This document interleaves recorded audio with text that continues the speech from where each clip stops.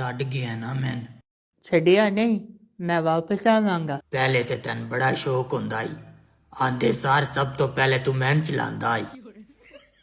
ਮੈਂ ਮਾਫ ਕਰ ਦੇ। ਹੁਣ ਮੇਰੇ ਨਾਲੋਂ ਅਜ਼ੀਜ਼ ਤੈਨੂੰ ਕੰਬਲ ਹੋ ਗਿਆ।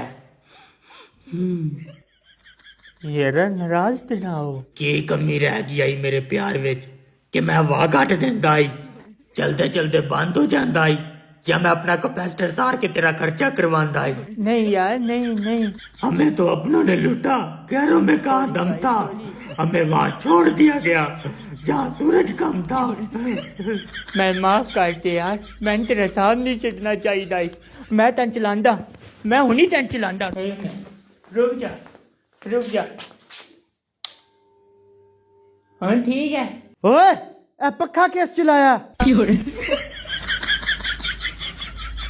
बंद कर अपने प्यो नू।